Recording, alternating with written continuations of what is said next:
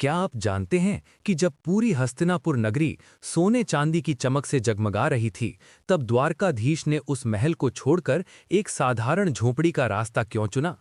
आखिर क्यों श्री कृष्ण ने राजसी ठाट बाट को ठुकराकर एक सेवक के घर का सादा भोजन स्वीकार किया? ये कथा केवल भक्ति की नहीं, बल्कि अहंकार और प्रेम के अंतर की गूंजती हुई पुकार है।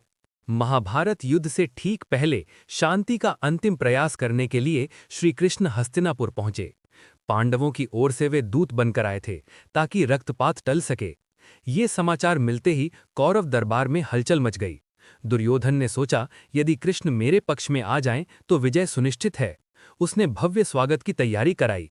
सोने की थालियां, चांदी के पात्र, सैकड़ों पकवान, नृत्य गान, सब कुछ तैयार था। महल को दुल्हन की तरह सजाया गया। लेकिन दूसरी ओर हस्तिनापुर के एक कोने में धर्मनिष्ठ और सत्यप्रिय विदुर अपने छोटे से घर में बैठे थे। उनके पास ना सोने की थाली थी, ना राजसी पकवान, बस एक सच्चा हृदय था जिसमें कृष्ण के लिए अथाह प्रेम था। विदुर जानते थे कृष्ण ईश्वर हैं, उन्हें वैभव से नहीं, भाव से जीता जाता है। जब कृष्ण नगर में प्रवेश करते हैं, दुर्योधन स्वयं आगे बढ़कर उन्हें अपने महल में चलने का निमंत्रण देता है। वो मुस्कुराते हुए कहता है, मधुसूदन, आपके स्वागत के लिए सब कुछ तैयार है। कृपया मेरे महल में पधारें और मेरा आतिथ्य स्वीकार करें। कृष्ण की आंखों में एक गहरी मुस्कान तैरती है। वे शांत स्वर में कहते हैं, राजकुमार, मैं यहाँ दूत बनकर आया हूँ। दूत का धर्म है निष्पक्ष रहना, और जहाँ प्रेम नहीं, वहाँ मैं भोजन नहीं करता। दुर्योधन का चेहरा तमतमा उठता है। वो कहता है, क्या मेरे महल में प्रेम की कमी है? मैंने आपके लिए इतने प्रबंध किए हैं।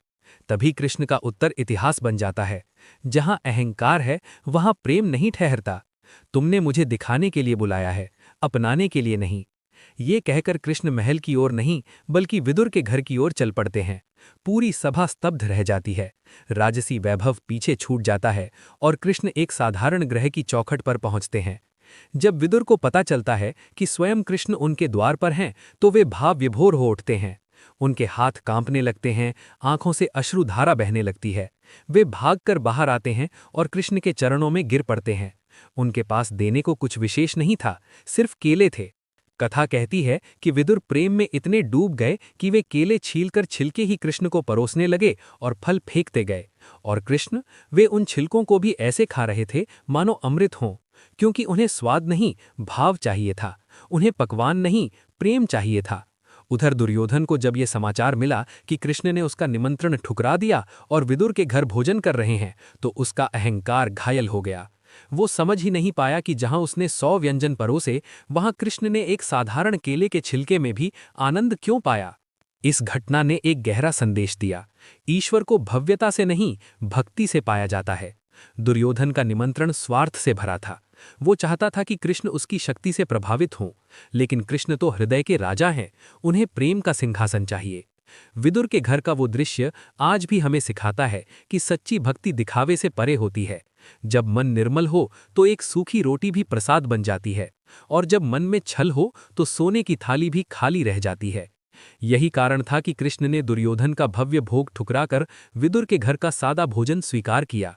ये निर्णय केवल एक भोजन का चयन नहीं था, ये धर्म और अधर्म के बीच की रेखा खींचने जैसा था।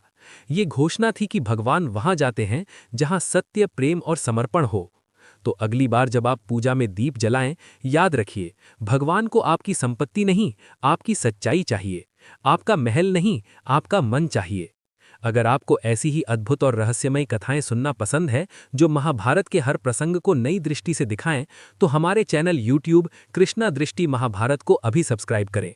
वहां हर कथा में मिलेगा भाव, भक्ति और गहरा संदेश, क्योंकि महाभारत सिर्फ एक युद्ध नहीं, ये जीवन का दर्पण है।